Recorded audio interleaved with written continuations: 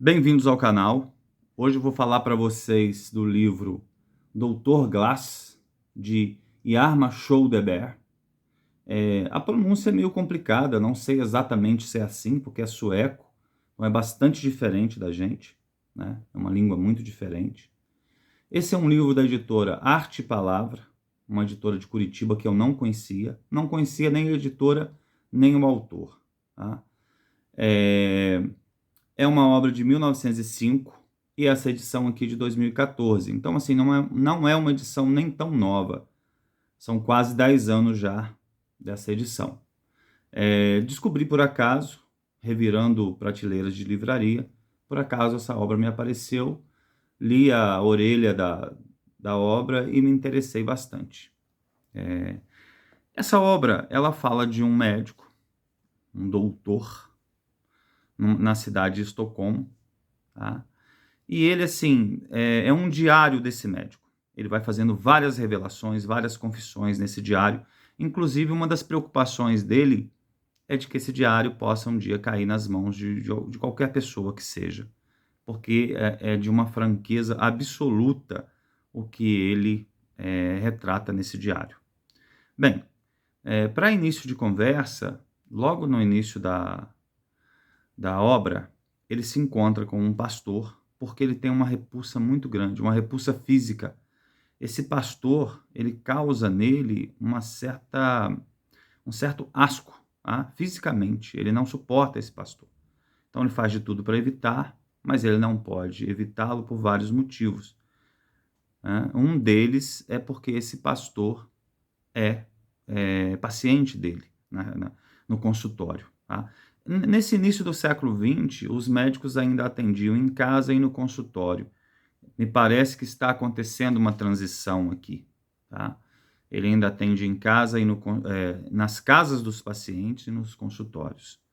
Bem, e ele faz uma alusão a Schopenhauer para exemplificar essa repulsa que ele sente. Ele cita uma anedota do filósofo no qual ele agride uma pessoa porque a aparência dele causava nesse filósofo uma repulsa muito grande, uma rejeição muito grande.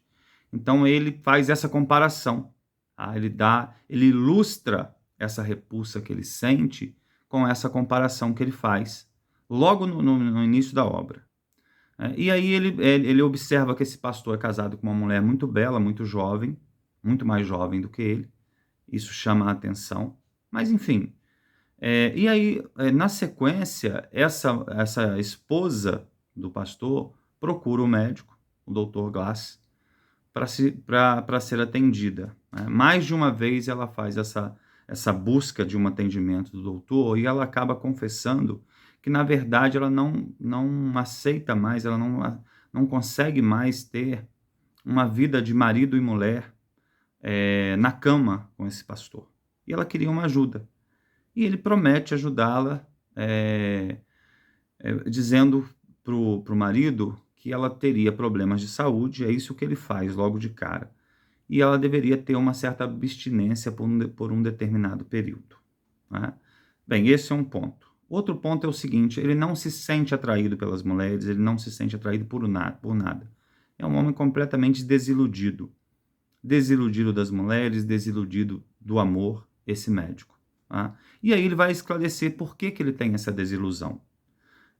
Num solstício de verão, vocês procurem aí saber, quem não sabe, acredito que muitos saibam, mas num solstício de verão, que é um evento muito importante, principalmente na região norte, né? Está ligado a cultos ancestrais, a práticas, a rituais, a elementos que até já perderam um pouco da explicação, a origem, mas continuam sendo repetidos. Uma celebração assim da fertilidade, da juventude, da renovação, um evento muito importante, principalmente para os jovens, né? Seria mais ou menos assim uma celebração do amor, tá? Não exatamente isso, mas há um contato maior entre as moças e os rapazes, acendem-se fogueiras, tá? Então ele tem essa noite, esse dia do ano é um dia que ele sente muito um desalento muito grande, um desamparo muito grande, E aí ele vai esclarecer por quê. Porque ele se apaixonou por uma menina que ele conheceu nessa noite, nessa juventude, nesse momento muito especial, e ela acabou por se afogar num evento que acontece logo a seguir, tá? Numa tempestade, numa chuva, numa cheia de um rio, essa jovem acabou por se afogar. Então, assim, ele não se interessou por mais ninguém a partir daí. As mulheres também não se interessaram por ele, ele vai comentando isso aqui. Ele acabou se tornando uma pessoa muito solitária. E nessa solidão, ele recebe vários pedidos de ajuda. Pedidos de ajuda, inclusive, para interromper gravidez. Tá? Algumas moças, algumas mulheres procuram ele porque a situação, assim, para evitar uma vergonha na família, por uma questão social, por uma questão moral, e ele sempre se recusa, tá? Porque ele passa uma imagem, ele quer passar uma imagem de uma pessoa extremamente correta, extremamente cheia de princípios, na verdade, nos quais ele não acredita. E aí ele vai revelando isso pra gente, ele não acredita em nada disso. Tá? Ele não acredita em nada disso. Inclusive, essa obra foi bastante polêmica, porque aqui ele vai fazer uma defesa, tá? Fazendo esse relato aqui no diário, o personagem, né? É o personagem que faz essa defesa, mas ele vai fazer uma defesa vamos dizer assim, da eliminação dos indesejáveis. Você tem fetos, filhos que não são desejados, e ele acredita que o mais certo seria interromper essa gravidez. Então ele faz uma defesa do aborto, o personagem, tá? E ele faz também uma defesa, aí é o tema mais polêmico ainda, que é uma defesa da eutanásia para aqueles que não têm, que segundo ele, se tornam um peso para as famílias, se tornam um peso para a sociedade. De velhos, doentes em estado grave, e em algum momento aqui ele pesa um pouco a mão, até mesmo em pessoas com problemas, porque tem um exemplo de uma criança aqui, que ele se recusou a fazer o aborto, ele acredita que seja essa criança, ele encontra ela mais tarde, ela tem problemas mentais, né? Não fica claro quais são esses problemas, mas ele faz uma descrição muito cruel dessa criança, e ele diz que o melhor para todo mundo seria que essa criança fosse, enfim, que acontecesse aqui uma eliminação dessa criança. Então, assim, o personagem tem um aspecto bastante cruel com relação às pessoas, tá? E a esse tipo de pessoa. E aí ele acredita que ninguém ali na família se interessa, quer preservar a vida desse tipo, dessas pessoas, dessas crianças e tudo mais. E ele diz que eles vivem uma mentira. E aí ele passa a raciocinar sempre assim. Então é um livro que tem um aspecto bem pesado, tá? Tem um aspecto bem com uma certa veia de crueldade aqui. O personagem é muito niilista, tá? E aí, como eu disse para vocês, ele faz essa primeira citação do Schopenhauer no início, e depois ele vai trazer elementos do Nietzsche muito para dentro da obra.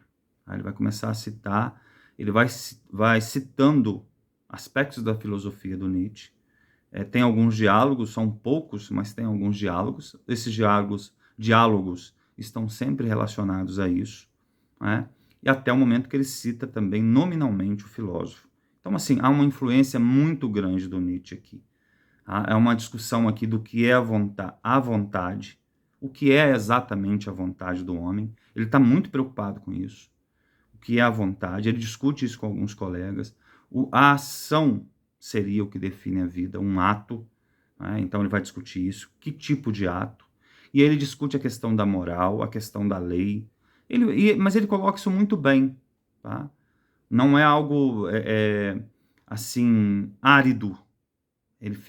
Isso é colocado de uma forma muito acessível.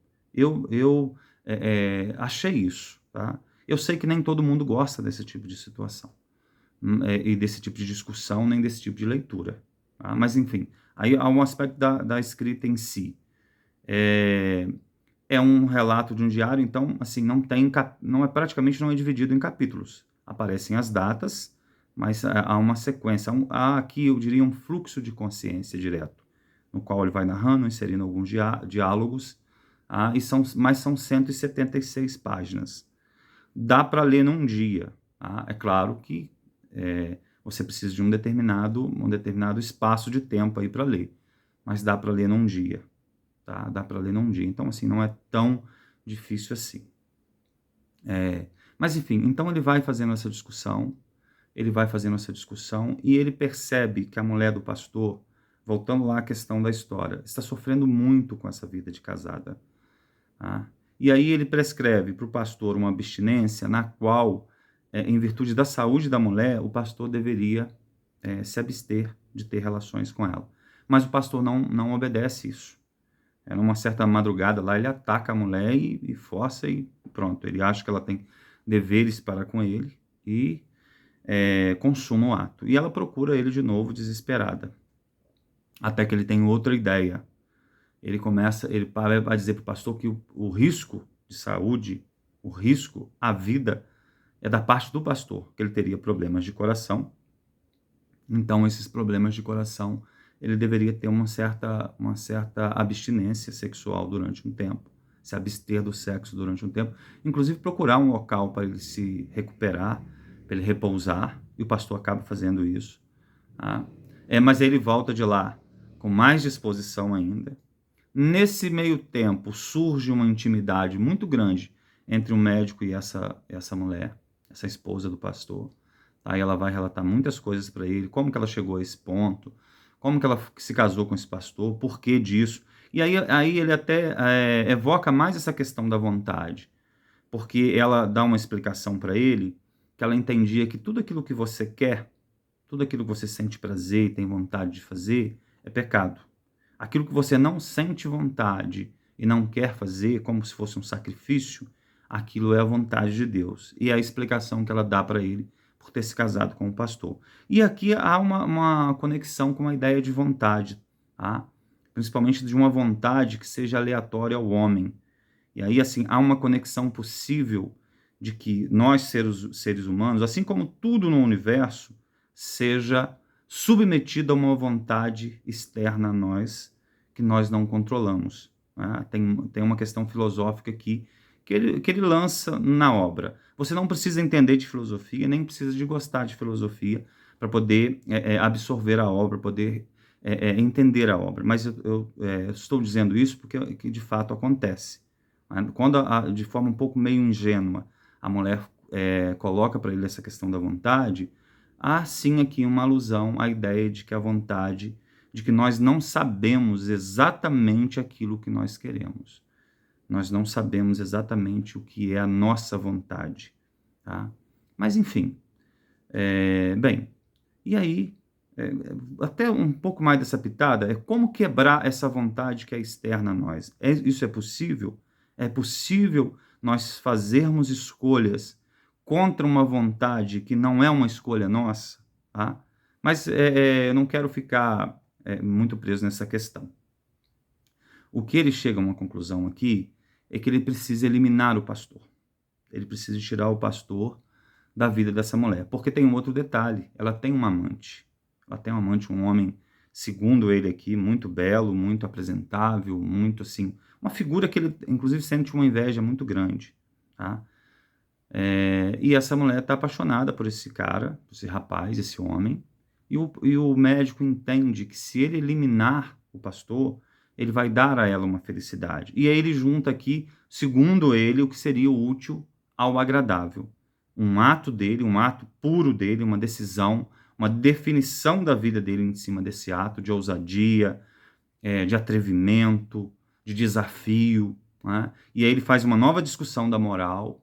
Só que qual o medo dele? Ele tem um medo de matar o pastor e sofrer com a consciência. Tá? E aqui tem uma alusão a Nietzsche também. Aqui. Seria ele capaz desse ato e não sofrer as consequências da própria consciência dele? E aí, assim, ele vai fazer aqui uma citação literal da obra Crime e Castigo. Ele cita o personagem Raskolnikov. Tá? Então, assim, ele está aqui como um leitor, inclusive, consciente do que pode acontecer com ele. O medo maior que ele tem é de sofrer com a consciência. Então, aqui, uma alusão a Nietzsche também muito direta. Tá? Ele tem medo de sofrer com as consequências desse ato, sofrendo com a consciência dele. Mas ele acha que ele consegue levar isso até o final, tá? Ele tem umas pílulas de veneno, que na verdade ele tinha preparado para ele mesmo. Então, assim, é algo bem sombrio, inclusive, tá? Mas ele vai usar isso nesse pastor, para acabar com a vida dele, tá? É isso que se torna o plano dele aqui. Usar isso de uma maneira que ele possa resolver o problema dessa mulher. Aí eles colocam isso como um ato, como algo típico da vida humana, capaz de agir, capaz de sair assim do que ele chama de um rebanho, tá? Capaz de ter uma atitude individual, uma atitude muito diferente, uma atitude muito autônoma, uma atitude muito própria. Tá? É isso que ele tenta fazer aqui, que ele vai tentar fazer aqui. Tá? Há nesse momento algo meio assim, meio surreal. Há um diálogo dele com a própria consciência. A consciência aqui está desafiando ele a fazer, achando que ele é um fraco, que ele não é capaz de fazer. Tá? Associado a isso, a gente tem muitos pesadelos que ele tem à noite. Ele tem muitos pesadelos. E às vezes a gente não sabe exatamente se é um pesadelo que ele está tendo. Então, assim, é um livro que tem uma mistura da questão psicológica mais profunda, tá? Dos pensamentos, dos desejos, dos sonhos, dos temores, do irreal. Isso se mistura um pouco com a realidade na narração que ele faz aqui, na narrativa que ele traz. Tá? Então ele traz um pouco desses elementos para a gente. Há um aspecto sombrio aqui, que são as flores. Né? Então ele faz um jogo aqui em que ele inverte um pouco essa ideia das flores como algo belo, como algo que traz felicidade, alegria. As flores aqui para ele traz susto, traz uma ideia de morte. Um pesadelo que ele tem é dessa mulher segurando um buquê de flores nua, enquanto ele comete um ato terrível de assassinato. Então, assim, ele faz esse jogo aqui e fica interessante, tá? Outra coisa que fica muito claro é que ele associa aqui sexo e morte. Sexo e morte. Reprodução e morte. Amor e morte. Vida e um risco muito grave em estar vivo, em se relacionar, em amar, tá? E aí tem aqui a questão da eutanásia, a questão do aborto, a questão da primeira menina que ele encontra, que acaba morrendo, a questão, ele se apaixona por essa mulher, tá? Ele está apaixonado, mas ele abre mão desse amor para que ela seja feliz. Mas ao abrir mão desse amor, ele fica disposto a matar uma pessoa. Então, assim, é um livro bastante denso nesse sentido. Espero que se vocês tenham a oportunidade de ler, que vocês possam ler e que gostem, né? Mas é só assim, mais um exemplo de uma literatura diferente que por acaso eu encontrei. Aí aqui agora um detalhe pessoal, eu encontrei por quê? Porque eu fui levar meu filho, ele voltou a estudar dia 1º, então na segunda-feira eu fui levá-lo junto com a minha filha, fomos nós 3. E como a gente mora aqui, é quase uma roça, como eu disse para vocês, quando eu saio eu aproveito para ir à livraria e ao cinema, que eu tenho feito. E assistir Oppenheimer, tá? Um filme grandão, são 3 horas de filme, praticamente diálogo, tem cenas muito bonitas, mas são muitos diálogos. Eu não sei se vocês gostam desse tipo de filme, se vocês têm assistido o filme, mesmo que não seja no cinema, tá? Mas havia uma promoção, porque era uma segunda-feira, eu errei o horário do filme, eu comprei aqui achando que tinha comprado para 6h40 da tarde, então nós chegamos na cidade mais ou menos 6 horas, saímos aqui na parte da manhã, chegamos 6 horas, quase 6 horas, não é? Que daria tempo de ver o filme, só que quando eu olhei, o filme era 16h40. Aí um gerente muito gentil, muito educado, a gente ainda encontra pessoas assim, conversei com ele e ele trocou o horário do filme para 20h30, que era 8h30, na verdade, né? Mas enfim, eu costumo fazer esses tipos de confusões às vezes, tá? E aí assistimos o filme, tomei alguns chopes, porque só tenho oportunidade de tomar chopp também quando saio, mas enfim, espero que vocês estejam vendo o filme, espero que vocês estejam lendo, é óbvio que quase todo mundo que assiste aqui lê, não é todo mundo, já encontrei pessoas que não leem de verdade, mas gostam de assistir, também são bem-vindos. Mas, assim, se vocês estiverem assistindo algum filme, se vocês estiverem vendo alguma série, algo diferente, se vocês assistiram Oppenheimer, se têm vontade de ver e quiserem comentar, fiquem à vontade, tá? Um abraço a todos e até o próximo vídeo.